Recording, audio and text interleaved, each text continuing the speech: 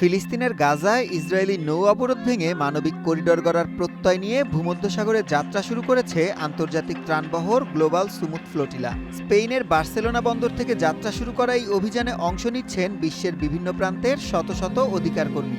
আয়োজকদের মতে এটি কেবল প্রতীকী ত্রাণ সহায়তা নয়, বরং গাজাকে বিচ্ছিন্ন করে রাখার যে দীর্ঘমেয়াদী পরিকল্পনা তাকে চ্যালেঞ্জ জানানোর একটি সাহসী উদ্যোগ। This is not an aid delivery mission.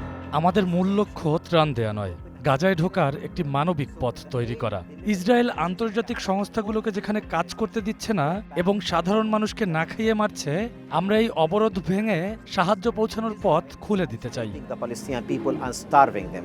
প্রাথমিকভাবে ৩৯টি জাহাজ নিয়ে যাত্রা শুরু করলেও পথিমধ্যে আরও জাহাজ যুক্ত হয়ে বহরটি প্রায় ৮০টিতে পৌঁছাবে বলে আশা করা হচ্ছে। এই মানবিক উদ্যোগে সংহতি প্রকাশ করেছেন বিখ্যাত আইরিশ অভিনেতা লিয়াম কানিংহামের মতো ব্যক্তিরাও।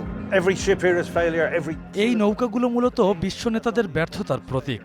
এখানে থাকা প্রতিটি কেজি ত্রাণ একটি করুণ বাস্তবতাকে তুলে ধরছে, কারণ সরকারগুলোর যে কাজ করার কথা ছিল, আজ সাধারণ মানুষকে সেই দায়িত্ব নিজের কাঁধেই তুলে নিতে হচ্ছে।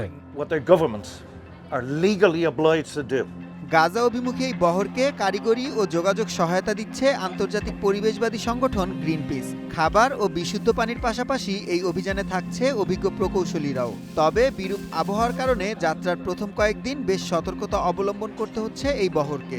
We had on the previous mission 42 boats. গত বছর আমাদের ৪২টি নৌকা ইসরায়েলি বাহিনীর বাধার মুখে পড়েছিল।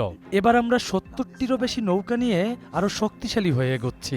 গাজার অবৈধ অবরোধ ভাঙতে এটি এ যাবৎকালের সবচেয়ে বড় বেসামরিক প্রচেষ্টা। Boats on the journey. Try to get them ready for the sailing.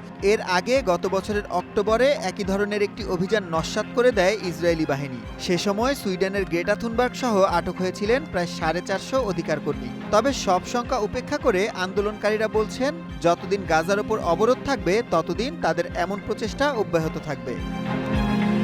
Sulaiman সবুজ, ওয়ান ইন্টারন্যাশনাল ডেস্ক।